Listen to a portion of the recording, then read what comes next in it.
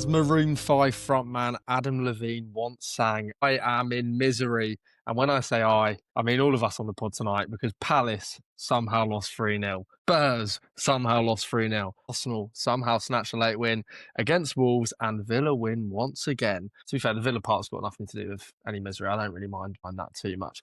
But welcome to another episode of More of a Six. Tonight I'm joined by Charlie. How are you, mate? It was a tough watch today, as it often is when Palace lose. We just need to start taking our chances, mate. Yeah. And of course we have Kyle as well. Background setting the mood. Yeah, I've gone for sad Spider-Man today because, it was a very sad day. Thankfully, I was at work, so I couldn't watch the game. I've just seen the highlights, and there's plenty of stuff for me to talk about, even just watching the highlights. Yeah, we'll dive into that. Yeah, it's fair to say that none of us are in the best of moods. Disappointing results for both Palace and Spurs, so let's get those games out of the way first, starting at Selhurst Park, where Crystal Palace haven't won a single one of their Premier League games following European fixtures this season, and that trend unfortunately did not change when Manchester City visited South London. Huge chances were missed early on by Jeremy Pino, and Palace were punished for that as Erling Haaland scored his 101st Premier League goal. More Palace chances missed took us to the second half, where Palace were punished again as Phil Foden scored from range, and then a miscommunication between Tyrone Mitchell and Jeremy Pino late on saw Savinho steam through on goal and round Dean Henderson, who pulled him down to concede the penalty. Haaland shied away from the responsibility, of course, at Wembley, but he made no mistake here, scoring his second and City's third and closing the gap to the top to just 2 points. Charlie, I've got a couple points to read out, and then, of course, we'll go to you. Firstly, Palace's expected goals. Of course, this isn't the most important stat in the world, but 2.08. City's 1.19, but excluding the penalty, just 0.4. Yet, once again, missed chances meant City somehow won 3-0, which for me was a ridiculously harsh scoreline, did not reflect the game at all. But ultimately, we're still fifth somehow. I thought we'd dropped quite a few places with a loss there. What did you make of the game, mate? It's just disappointing, really, isn't it? It seems like the story of our season. Anytime we lose, really, in general, you look at Everton away, that ended obviously that unbelievable streak. Look at Strasbourg away, United at home. Even games where we've drawn, Sunderland at home, their keeper had a blinder, obviously. And today, it just feels like whenever we lose, we just shouldn't have, and we should have offered more, and we should have, we should have scored more goals. And I feel like Jeremy Pino, it's not an ideal finish. Obviously, 1-1 with the keeper there, you would hope that he'd be scoring. So that's not ideal, but it is what it is. He'll. I feel like he needs to adapt, but he'll get there. I do believe he'll get there. Wharton was phenomenal, but again, I feel like we say this every week. Adam Wharton's always unbelievable.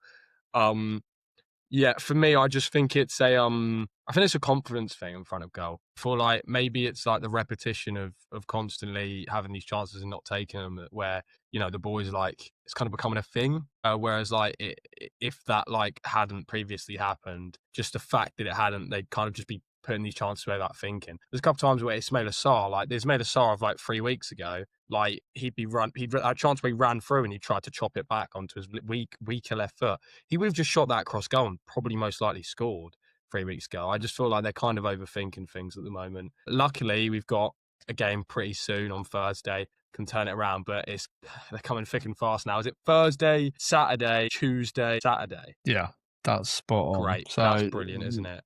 Basically 1 day's rest. God.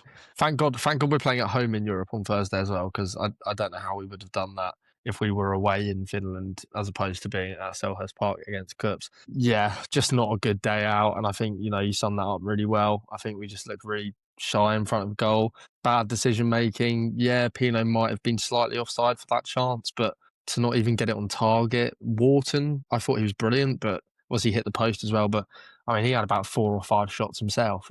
It was just one of those days where it felt like nothing we did was going to result in a goal. And ultimately, like you said, when you're playing against Manchester City and more specifically Erling Haaland and Phil Foden in the vein of form that he's been in, you just can't afford to miss chances whatsoever. We won't dwell on Palace, though, because we've got another game to dwell on, don't you worry. We move over to the City ground, where the misery ensued even further. Vicario leaving Archie Gray short with a pass, which gave Callum Hudson-Odoi the chance to put Forest one up. The winger then doubled the lead with a cross-come shot, which, again, Vicario was unable to read, flapping out and missing it, and the ball went into the back of the net. Ibrahim Sangare then ensured all 3 points for Forest as he slammed a long-range strike in off the right-hand post. These are my notes on the game. Frank now has 6 wins, 6 losses and 4 draws in the league season. Before the game, he spoke about he's made Spurs better defensively, only for Spurs to put on one of the worst defensive displays I've seen this season. And my final point before we go to Kyle, it has a question mark on the end, but it says he's got to go, blood. What do you make of it, Kyle? What do you make of today? Vicario,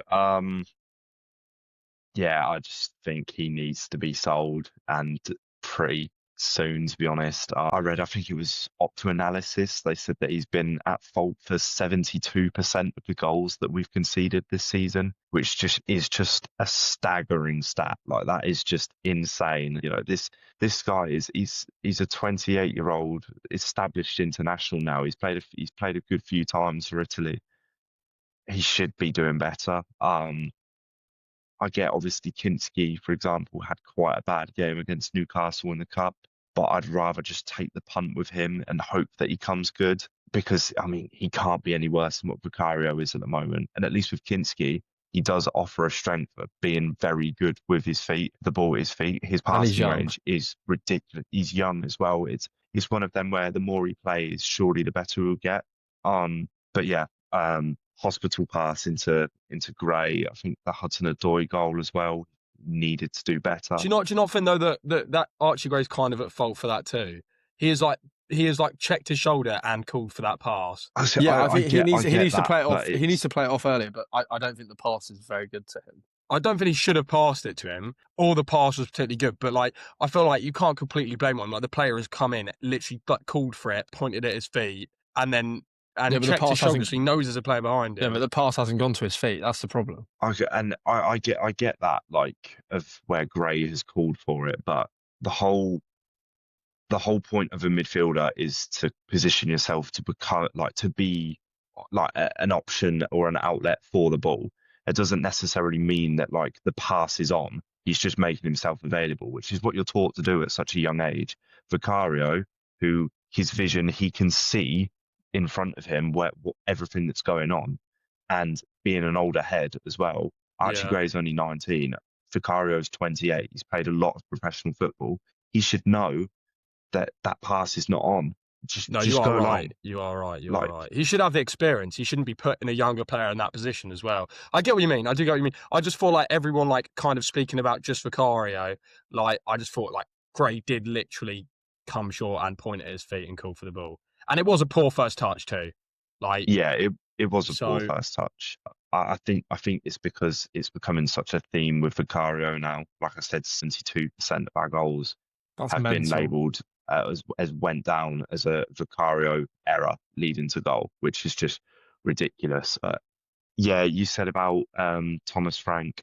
I don't think he should go, because realistically, who do we get mid-season? It would just be another manager coming in to kind of a really tricky situation to have to navigate. I think Frank could probably do with a January window, and a good January window.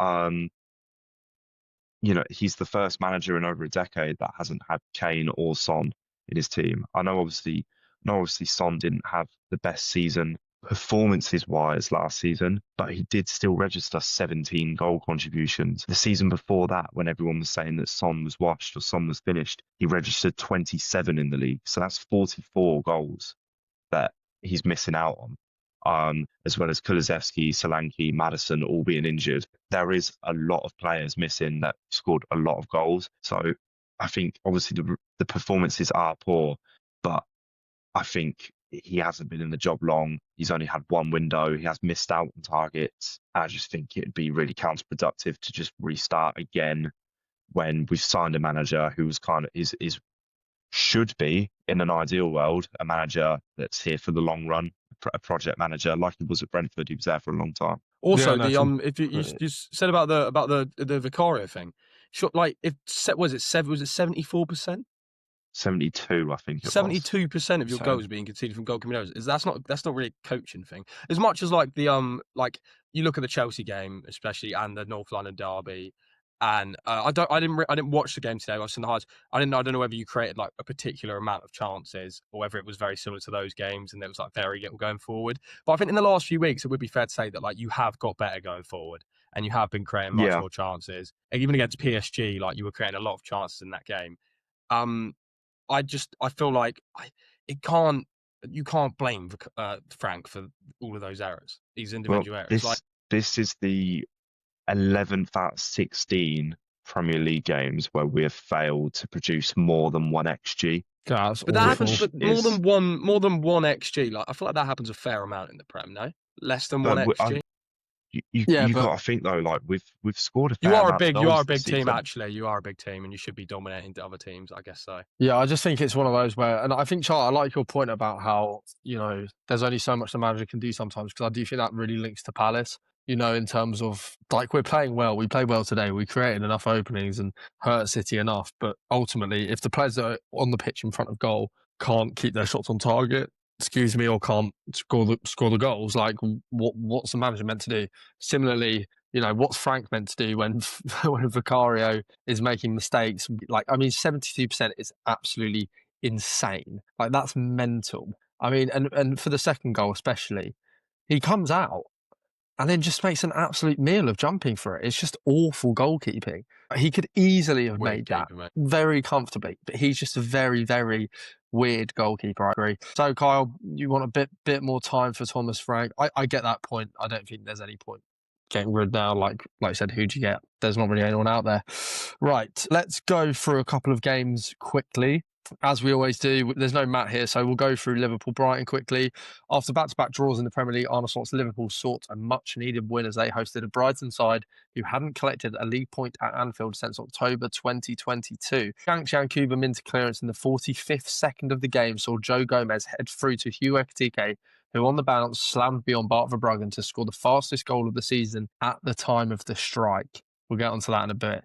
Diego Gomez missed a huge chance at the back post early in the second half, followed by a close call as Brian Gruder dragged wide before Mo Salah assisted for Ekitike's second, which was a towering header from a corner.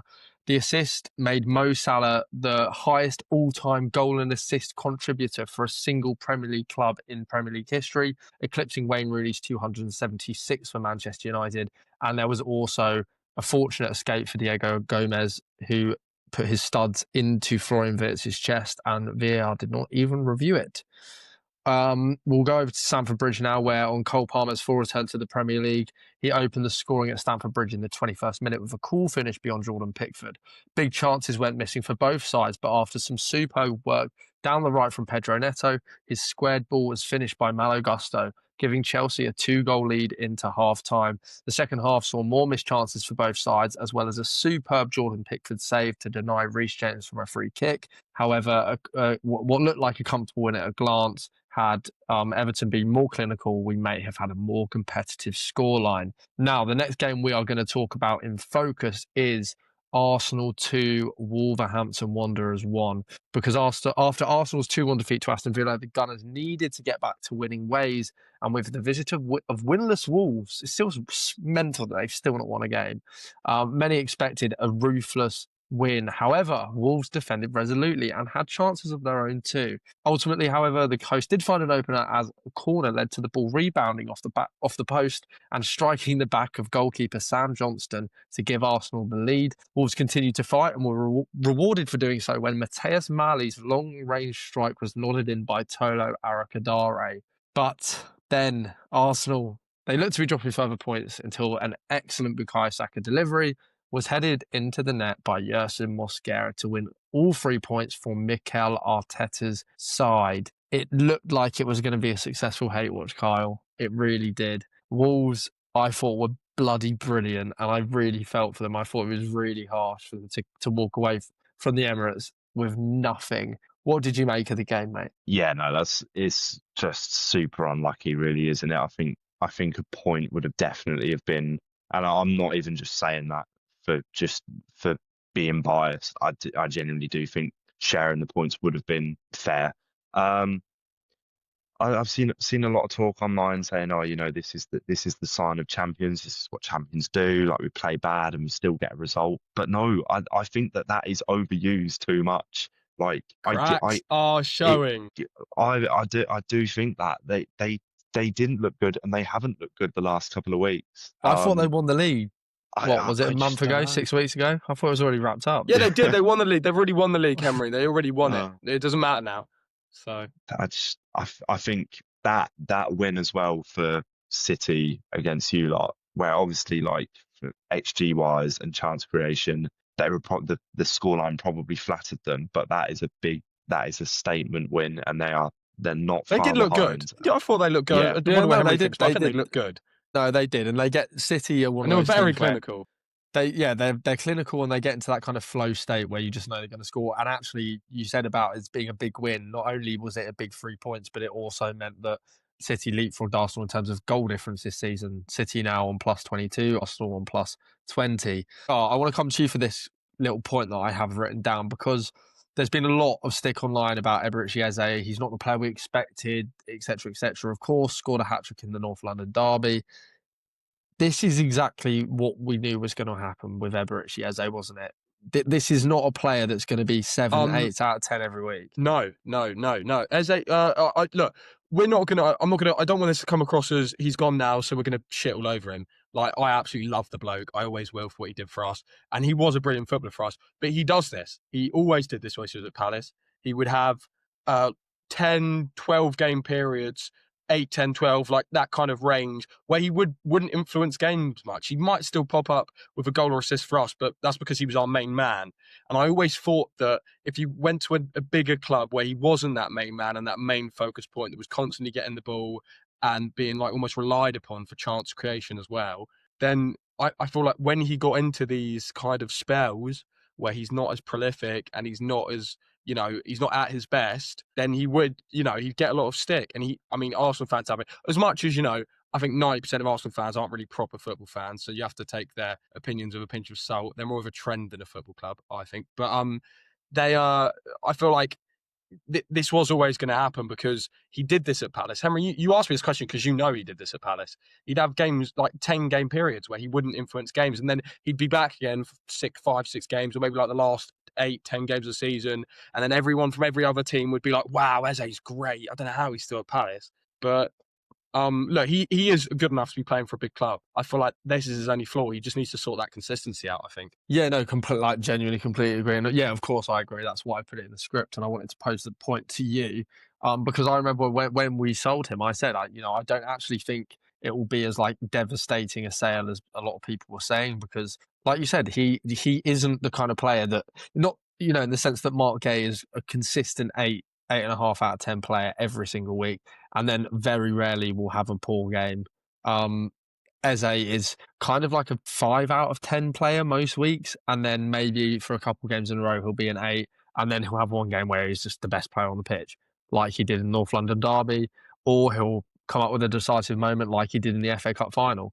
And of course, players like that are incredible and they're great assets to teams, but ultimately maybe not necessarily not what Arsenal need, but definitely not what Arsenal fans seem to at least expect from him. Anyway, I'm just trying to think anything else there was to say about the Arsenal game. Yeah, I think Wolves show good character, man. I felt bad for them. Arsenal only forced Sam Johnston into making 2 saves, which was only one more than David Raya had to make. It's a tough one for Wolves because it does, and I don't know if you saw Arakadare's interview afterwards, but it does feel like it doesn't matter what they do, they just can't win, and it's a bit disappointing. Kyle, do you think that's just it's just they're down? You think that's it? I think so. I think the gap is just, yeah. I mean, it's massive. I will be shocked if they stay up, especially considering how Leeds, maybe like the last couple of weeks have started playing well. Burnley, yeah, the results aren't going their way, but they do just look a better side than Wolves. West Ham as well.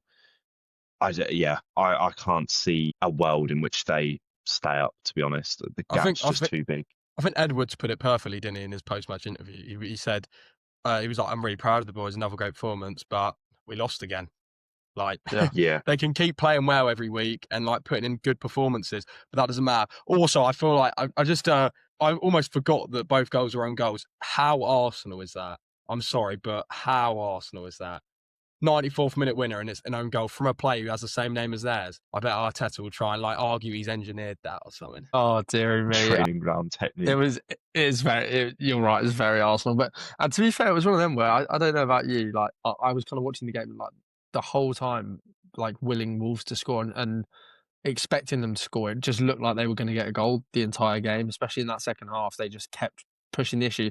And I found it a really weird tactic from Arsenal, only 1-0 up against a team that haven't won a single match all season and have scored about 6 goals to kind of play a low block for the final 10 minutes. And ultimately, it's only because of a kind of fortunate winner that you've not dropped points in that game. And had they dropped points, of course, City would now be level with them. So I think it's just definitely a risky tactic to kind of sit in and drop that much. And I think if the bottom side, who, like I said, haven't won a single game all season and have only drawn twice, other than that, it's losses. If that side can go to the Emirates and actually kind of make Arsenal look like they're kegging their pants a bit, I think that's a bit of a worry personally. Anyway, let's move on to a couple more quickfire games. Fulham hadn't won a league game away at Burnley since 1952. Harry Wilson has been the man of the moment for Marco Silva's Fulham, and his form continued early on at Turf Moor as he drilled a low corner across the face of the goal, which was turned in by Emil Smith-Rowe. Burnley fought back, and Josh Cullen assisted for Leslie Ugochukwu to equalise, ending a 3-game goalless run at home. Harry Wilson then teed up Calvin Bassey, who put Fulham back in front. And he then, Wilson this is, extended the lead to make it 2 assists and a goal on the night. Oliver Son scored his first Premier League goal to get one back for Burnley, but the Clarets suffered their 12th loss of the season. Really quickly on this one, boys, I just want your thoughts on Leslie Ugochukwu because I was actually really impressed with his performance.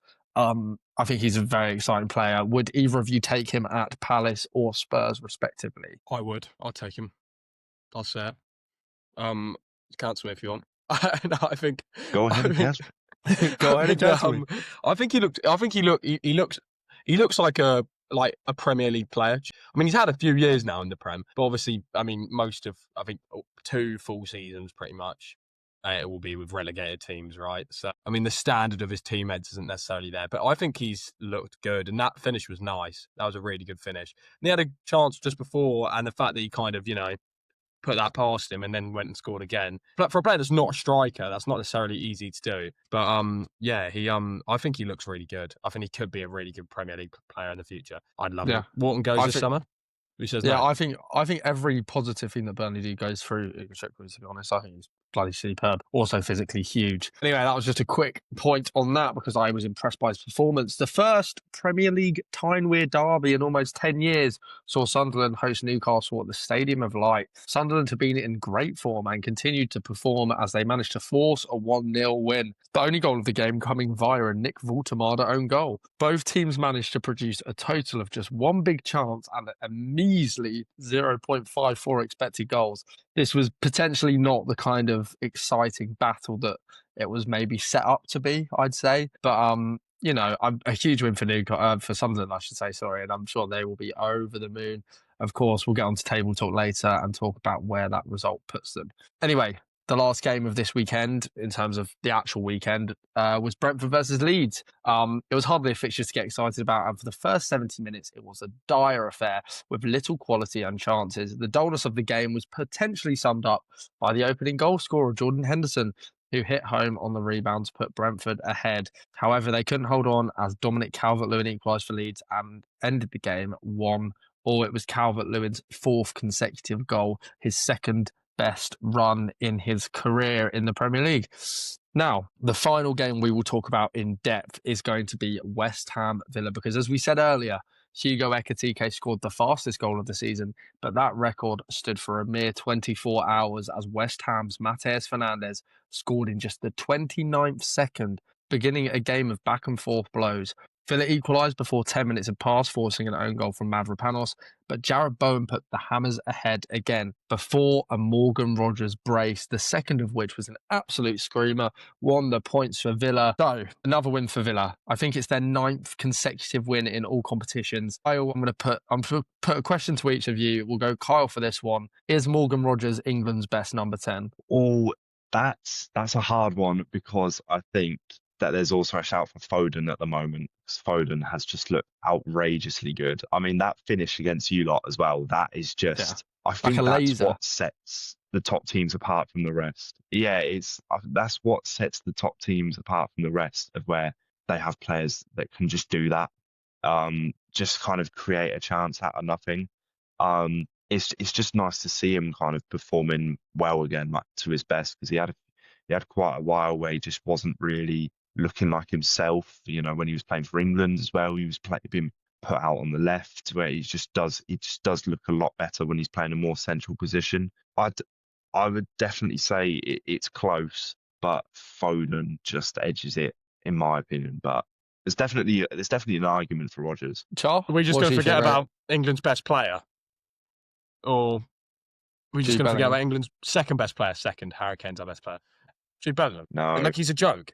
And he has to play as well because he's one of the only players in our squad that has the intangible of he is the man for the big moment. You know, if you need a goal and it's not looking like it's going to come from anywhere, who's going to score it? Jude Bellingham will score it. And I feel like that is a reason he has to play. And he shouldn't play deeper because it didn't work last summer.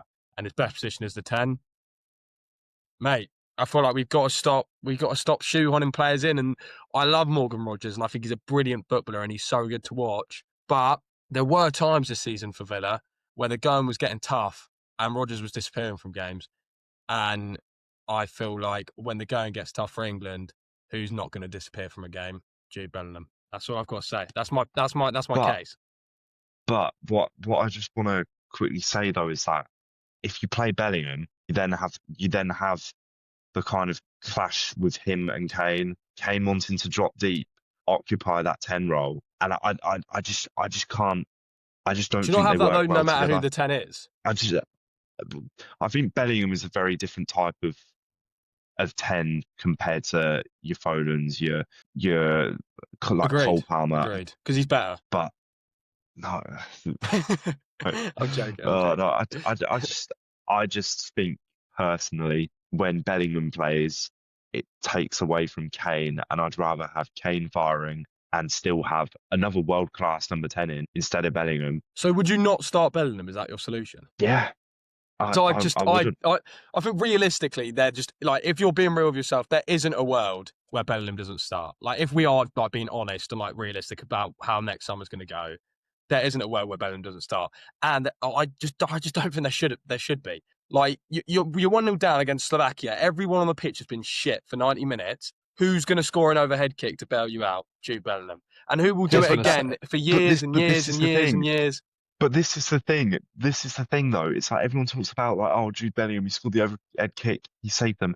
He was also shite for that entire game. Yeah. He was also crap. A player that can play shite and then come up in a big moment like that? That's an intangible. You can't teach that. We don't have another player like that. That's what I'm saying. It's very Eberechi Eze of you just made the point. No, but you just made the point as well about like, oh, Rodgers ghosted in and out of games as well as that being like a downside to his game. No, but I meant like when it was going wrong for Villa early in the season, he would ghost out of games, but he wouldn't like pop up with a moment. He just would be, you know, kind of a passenger in games. Whereas when Bellingham goes out of games, that's the point I'm making, is that he comes up with a big moment.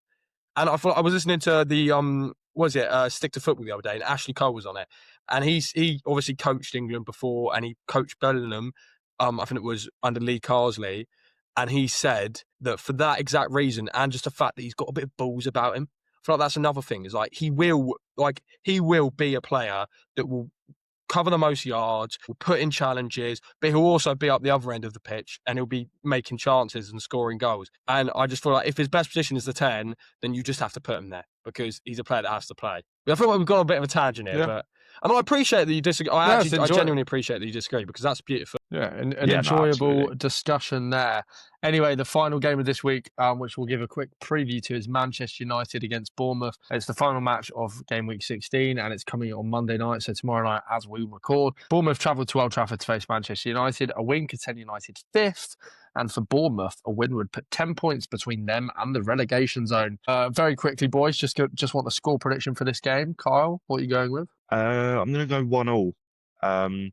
Yes, 1-1. Nice. Char? 3-1 Manchester, I think. 3-1 to Manchester United. I think they are looking a lot better lately. And yeah, I think that United will win and they will continue to rise up the Premier League table. Very, very nice. For me, I'm going to go with a 2-1 Manchester United win. I just think Manchester United are on a good run of form. Anyway, let's finish off today's episode with a bit of table talk, starting with the bottom half and how the league table's been impacted by the games we've seen this weekend. Wolves, of course, stay rooted to the foot of the table, winless in their 16 games and well on track now to beat Derby County's record worst points tally. At this stage, I believe Derby County has 6 or 7 points. Wolves have 2. West Ham failing to hold on to even a point against Villa sees them now 3 points adrift of Leeds above them, with Wolves, Burnley and West Ham occupying the relegation spots. Kyle, is that the bottom 3 that we'll see playing in the Championship next season? Yeah,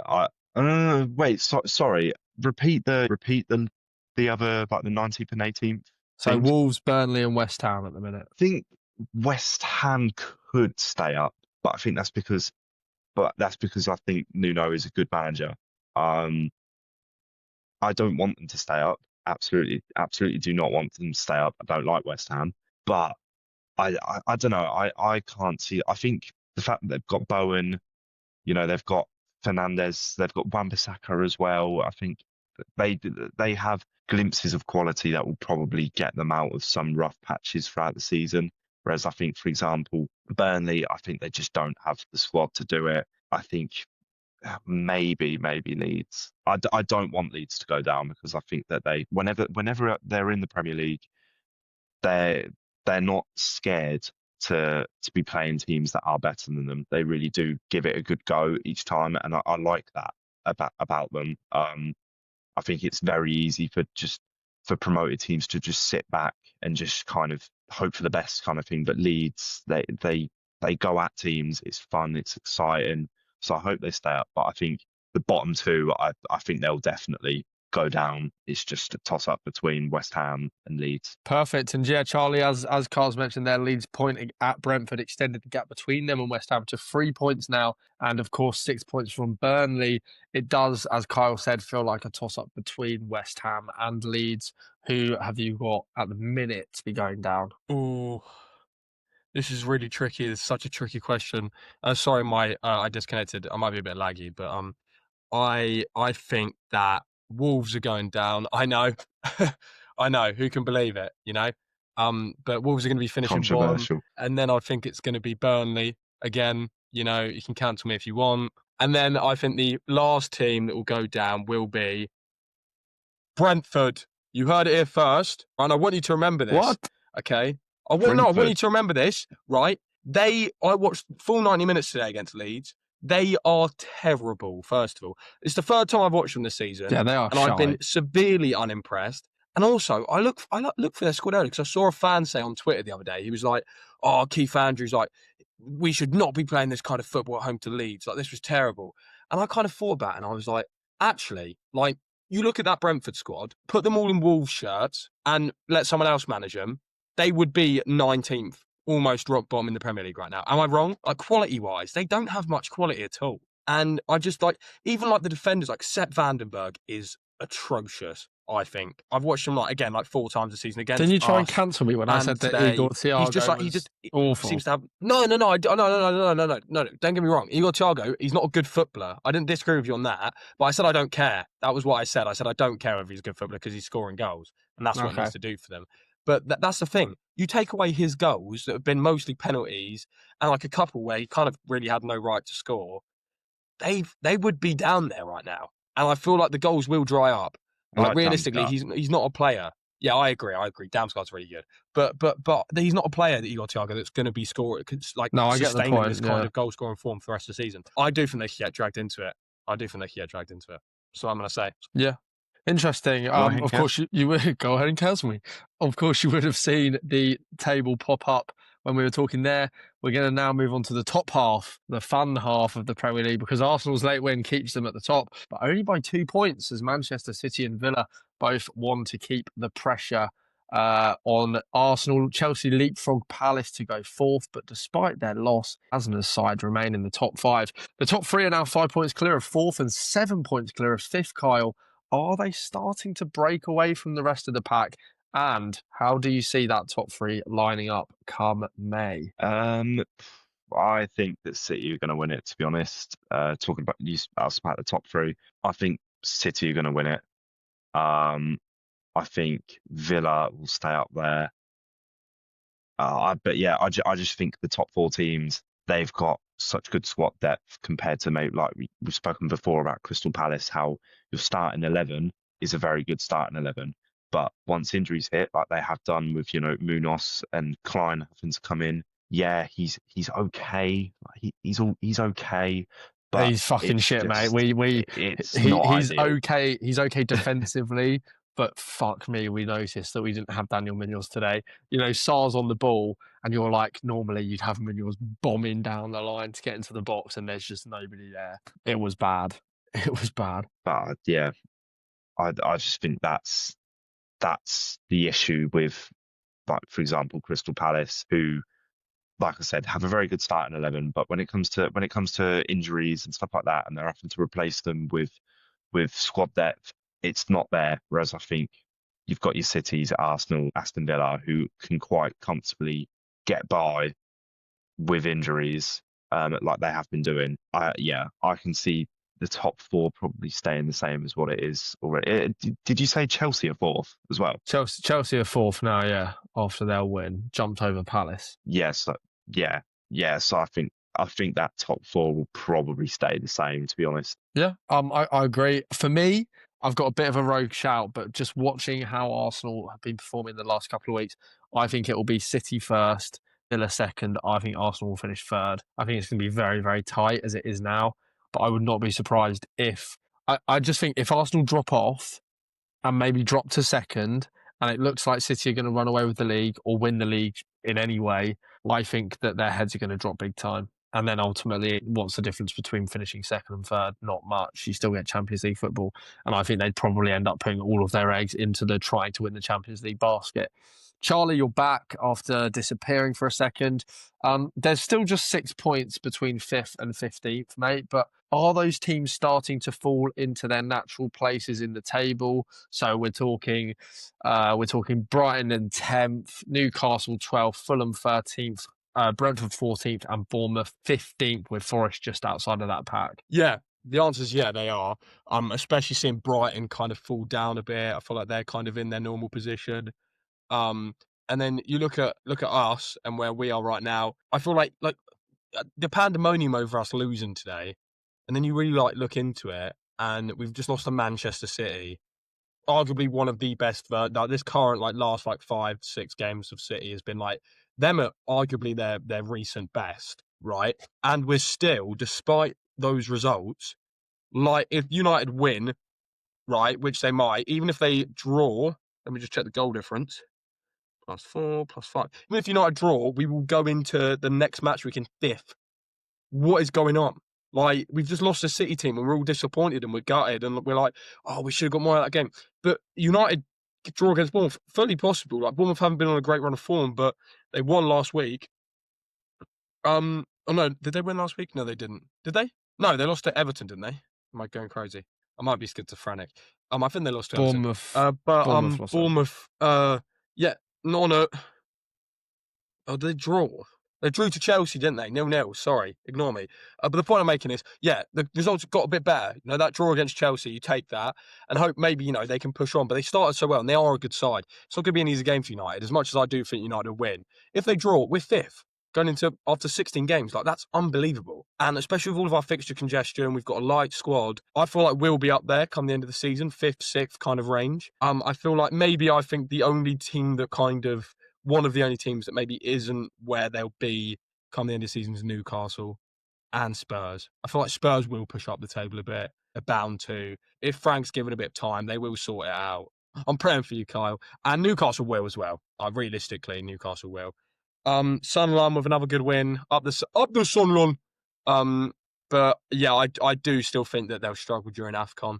We'll just have to see. I feel like short answer, yes, they are. Long answer, Spurs will push up, Newcastle will push up, Sunderland will drop off, Brighton will stay in about 10th, and Crystal Palace will win the league. Lovely stuff. Pretty, yeah, just standard Charlie Swain comments there. I like the bit at the end about Palace winning the league.